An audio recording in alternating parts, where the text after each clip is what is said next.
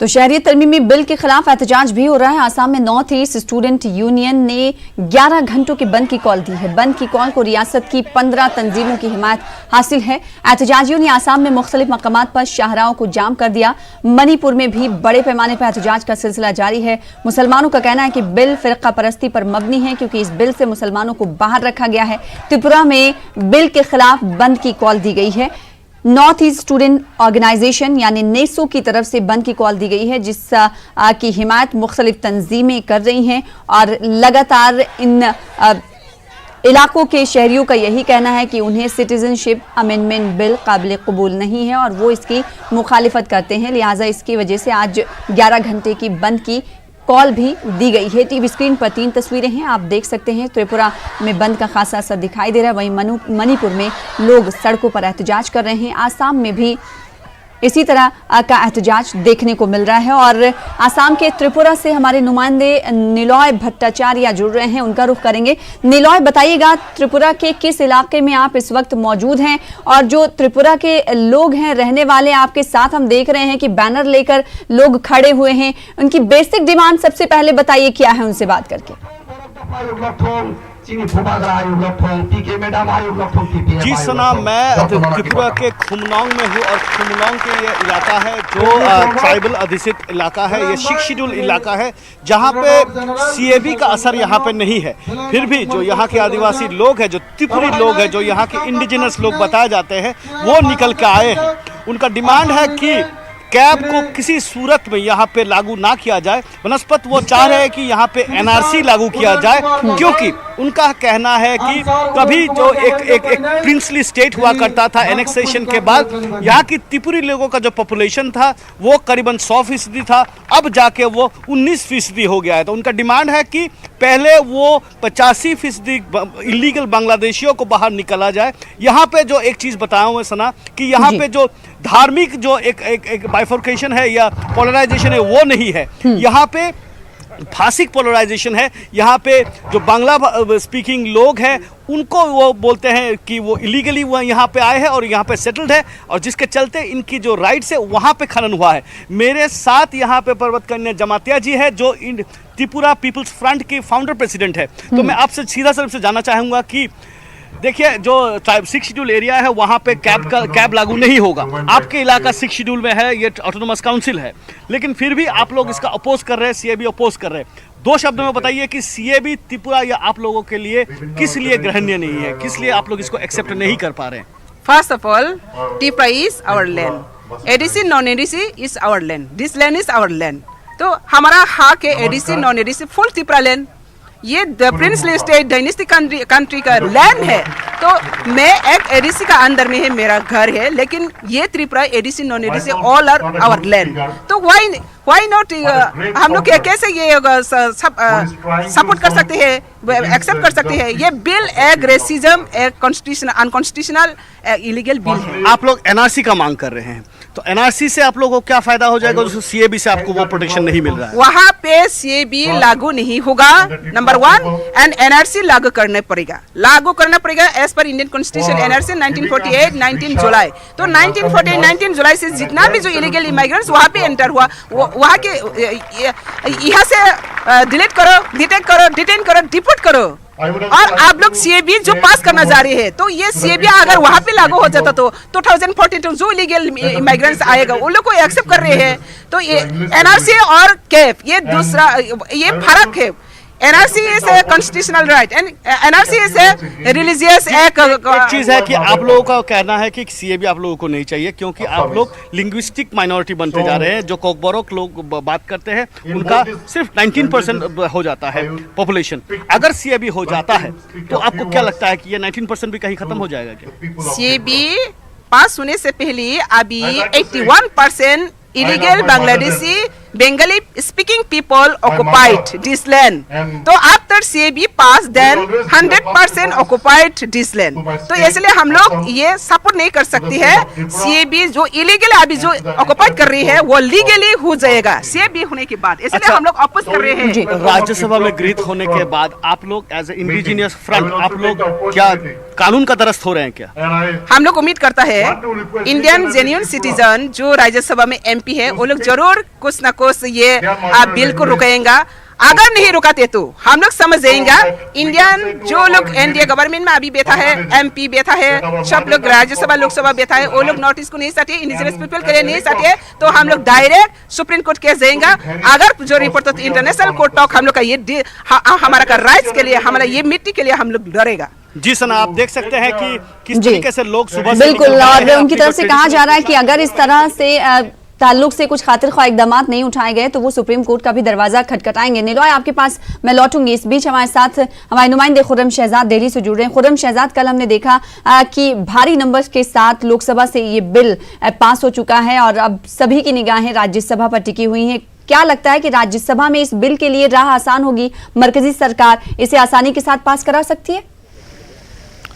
देखिए सना, जिस तरह से कल लोकसभा में ये पूरा बिल पास हुआ है, यानी 311 वोट इसकी हिमायत में आए हैं और सिर्फ 80 वोट इसकी मुखालफत में आए हैं, तो इससे साफ है कि राज्यसभा में जिस तरह को देखा जाए तो एक हद तक सरकार की राह आसान हुई है, क्योंकि JDU ने ख़ास तौर से इसके हक में वोट किया है।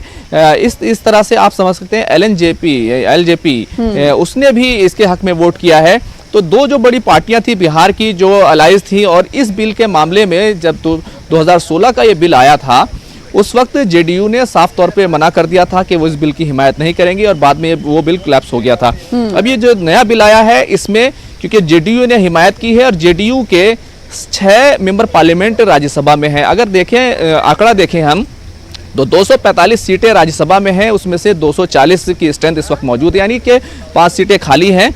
तो 121 का आंकड़ा, 121 की तादाद, वो नंबर जो है सरकार को हासिल करना है। और अगर NDA को देखें तो 116 जो है वो NDA के पास है, एक आंकड़ा NDA के पास है। उसमें JDU के 6 मेंबर पार्लियामेंट हैं जिनके कम होने की उम्मीद थी, लेकिन क्योंकि इस मामले में उन्होंने हिमायत की है, इसी तरीके से लोक जनशक्ति पार्टी ने हिमायत की है, तो इससे थोड़ी सी सरकार की राह आसान हुई है। अब 5 और आपके साथ एक और जोड़ना चाहूंगी, BJP बीजू जनता दल जो कि उड़ीसा की इलाकाई पार्टी है और बड़ी पार्टी है, इसने भी BJP का साथ देने के लिए कहा है और मेंबर ऑफ पार्लियामेंट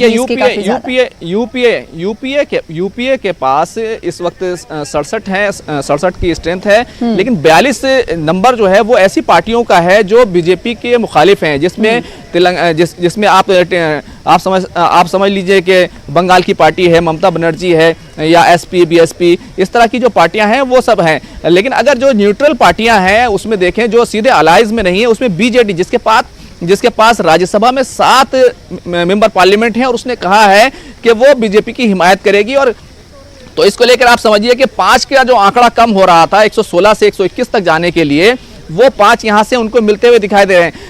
जब इसके तो सीधे तौर पर सरकार अभी फायदे में दिखाई दे रही है, लेकिन जिस तरह से मुखालफत सामने आई है और जो JDU के जो उपाध्यक्ष हैं यानी कि नायब सदर हैं प्रशांत किशोर, उन्होंने इस बात पर नाराजगी जताई, मायूसी का इजहार किया है। और जिस तरह का रिएक्शन सामने आ रहा है, अगर JDU के मेंबरान पार्लियामेंट इस पूरे मामले में अगर वॉकआउट कर जाते हैं तो नंबर घट जाएगा, तो उसके साथ भी BJD की हिमायत से फिर भी सरकार के हक में ये रहता है कि वो ये बिल पास करा लेगी। लेकिन अगर JDU के मेंबरान पार्लियामेंट मुखालिफत में अगर वोट करते हैं तो उसके बाद सरकार के लिए इस बिल को पास कराना बहुत मुश्किल हो जाएगा, क्योंकि अगर हम देखें जो नॉन इत्तेहादी हैं तो उसमें BJD है, TSR है और YSR कांग्रेस है। तो 6 जो है चंद्रशेखर राव के जो मेंबरान पार्लियामेंट हैं वो 6 हैं और इसी तरह YSR के 2 हैं, तो 7 2 9 ही होते हैं। तो 6 इधर से घट जाएंगे, 5 उधर, तो 11 का नंबर हासिल करना मुश्किल हो जाएगा।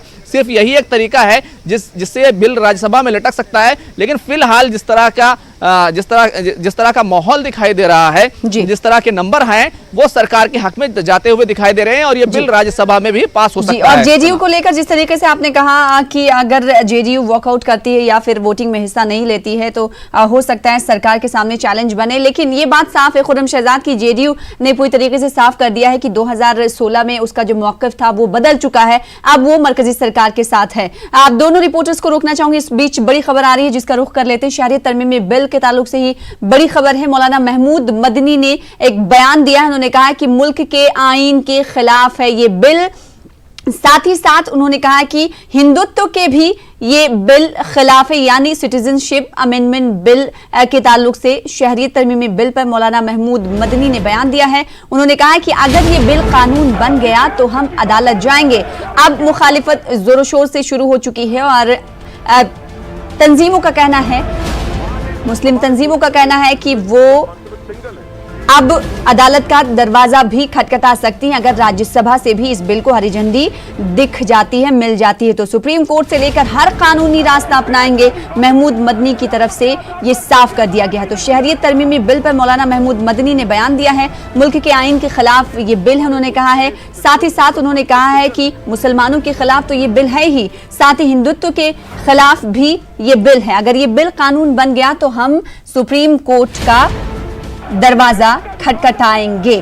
खुर्रम के पास एक बार फिर से चलते हैं। खुर्रम, एक तरफ जहां सरकार के सामने इस बिल को पास कराने का चैलेंज है, वहीं इसकी मुखालिफत भी शुरू हो चुकी है। अब महमूद मदनी ने भी कह दिया अगर राज्यसभा से ये बिल पास हो जाता है तो हम सुप्रीम कोर्ट का सहारा लेंगे।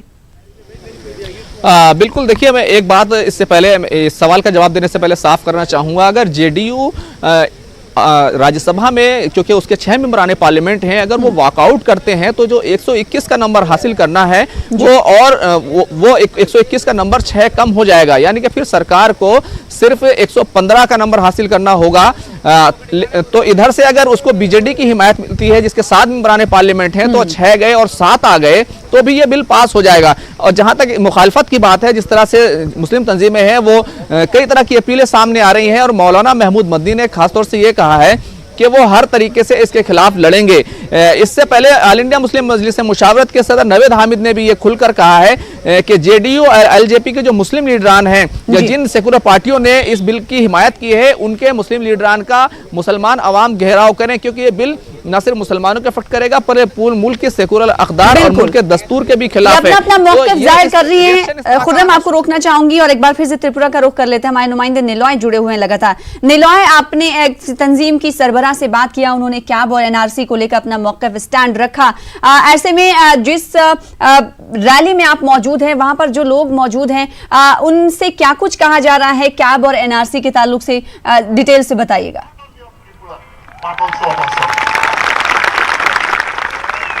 देखिए, अगर आप चारों ओर मेरे देखते हैं तो मैं यहाँ पे जो खुमजोंग इलाके है, यहाँ पे ऑटोनोमस काउंसिल के जो ये फील्ड है यहाँ पे हूँ। यहाँ की जो ट्राइबल लोग हैं बहुत दूर दराज इलाकों से ये आए हैं और अपने जो प्रोटेस्ट है वो प्रोटेस्ट को यहाँ पे रखने के लिए आए हैं सीएबी के खिलाफ। हाँ, एनआरसी इनको चाहिए।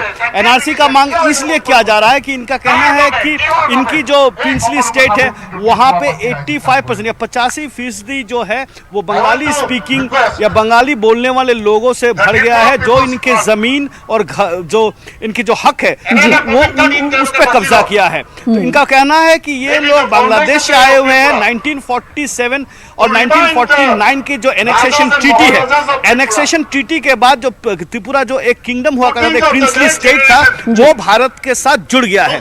और वो एनेक्सेशन ट्रीटी में बहुत सारे दफाए हैं जिसके चलते उनको इनकी जो राइट्स है उसको कंजर्व या उनको सुरक्षित किया गया है। वो कह रहे हैं कि आज उनका राइट्स सुरक्षित नहीं है, वो अपने ही देश में, अपने ही राज्य में माइनॉरिटी बन चुका है। इसीलिए एनआरसी चाहिए। एनआरसी 1949 या 51 के बेसिस पे होना चाहिए। और उसके बाद जो लोग त्रिपुरा में आए हैं, क्योंकि त्रिपुरा बांग्लादेश से सटा हुआ है, इनका जो फीचर्स है, जो लैंग्वेज है लगभग एक जैसा होता है, तो वहां से यहाँ लोग आए हुए उनको पहले आइडेंटिफाई करना है, डिटेक्ट करना है, डिपोर्ट करना है, उसके बाद ये कैब लाया जाए। जी, तो शहरियत तरमीमी बिल की मुखालिफत तो हो रही है और एक अलग मौक़िफ़ भी सामने निकल कर आ पा रहा है। निलॉय हमारे साथ जुड़े हुए हैं, त्रिपुरा के एक इलाके में मौजूद है जहां के लोगों का ये डिमांड मुतालबा है कि पहले एनआरसी लाई जाए, फिर उसके बाद वो कैब को लेकर इक़दाम किए जाए, ऐसा कहना है। खुर्रम शहजाद के बाद एक बार फिर से चलेंगे। खुर्रम शहजाद, ये बिल अगर पास हो जाता है तो पराए अपने हो जाएंगे, लेकिन ऐसे में सवाल ये उठता है पराए तो अपने हो जाएंगे, लेकिन आम हिंदुस्तानी जो यहाँ पर रह रहे हैं उसको इस बिल से क्या फायदा मिलने वाला है? देखिए, अगर देखा जाए तो अपोजिशन पार्टियां तो ये कहती रही हैं कि ये एक सियासी एजेंडे के तहत ये बिल लाया गया है जिसमें वोट बैंक की सियासत है। कई लोगों ने खुलकर कहा कि बेरोजगारी और महंगाई का जो मुद्दा है इस वक्त मुल्क में, उसको दबाने की कोशिश की जा रही है। लेकिन आप देखें, अगर मुल्क के पर असरात को अगर देखें तो अलग अलग रियासतों में अलग अलग तरह के असरात नजर आएंगे। अगर इसका ज्यादा बड़ा इंपैक्ट देखें तो एक वक्त आपने देखा होगा महाराष्ट्र में कभी यूपी बिहार वालों को लेकर के एक सियासत होती रही है, तो ये वहां पर भी ये मसला खड़ा हो सकता है। आप देख रहे हैं त्रिपुरा में कैब की मुखालफत हो रही है कि वहां पर किसी को भी सिटीजनशिप ना दी जाए लेकिन एनआरसी जरूर किया जाए। तो हर रियासत के अलग तरह के हालात हैं और इसी वजह से हुकूमत को इस बात का अंदाजा भी है और हुकूमत ने जो नॉर्थ ईस्ट की रियासतें हैं जो 6 शेड्यूल के अंदर आती है उन सबको बरकरार रखा है। और असम के लिए जहां पर कोई किसी तरह सा कोई स्पेशल स्टेटस नहीं था, उसको अमेंडमेंट ला करके स्पेशल स्टेटस देने की बात हो रही है।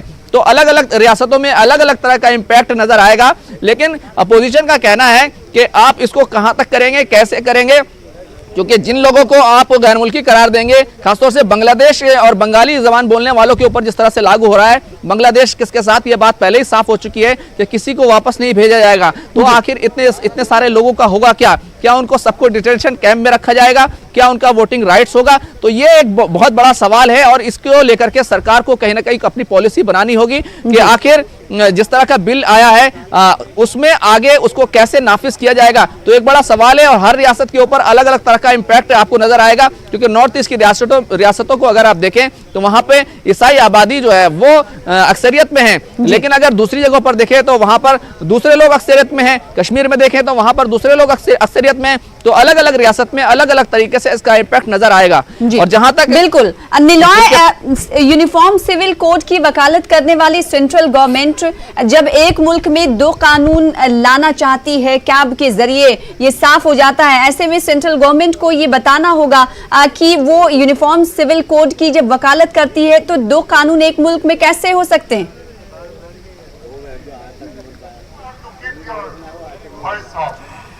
जी देखिए, एक चीज़ मैं यहाँ पे कहना चाहूँगा कि जिन्होंने अभी एक नुमाइंदे ने, हमारे दो साथी नुमाइंदे ने कहा है कि ये डिपोर्टेशन की बात होता है, डिटेंशन कैंप की बात हो रही है। तो असम की बात अगर करूँ तो असम में फिलहाल 6 डिटेंशन कैंप में है और एक बड़ा सा डिटेंशन कैंप ग्वालपारा में बन रहा है। जो अभी जो डिटेंशन कैंप है वो जेलों को, जो यहाँ की जेल है उसको डिटेंशन कैंप किया जा रहा है। और इन डिटेंशन कैंपों में करीबन 1000 जो डिटेक्टेड फॉरेनर्स है वो रह रहे हैं।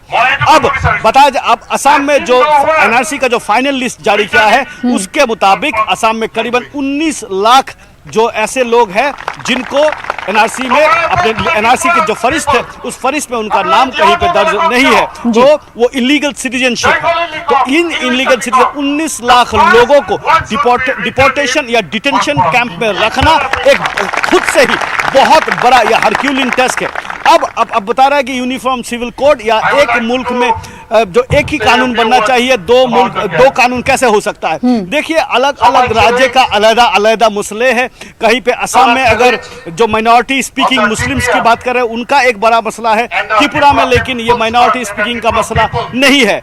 मणिपुर में ILP दिया गया है क्योंकि मणिपुर में एक दूसरी तरीके का बात है। मणिपुर में जो वहाँ की जो पड़ोसी राज्य है वहाँ से लोग आके मणिपुर रह रहे हैं, जो टेरिटोरियल एनेक्सेशन है उसकी बात है, तो वहाँ पे आप कैब डालोगे तो वहाँ की परिस्थिति अलग होगा। इसीलिए मणिपुर कहीं ना कहीं ILP आने के बाद कैब से छूट गया है।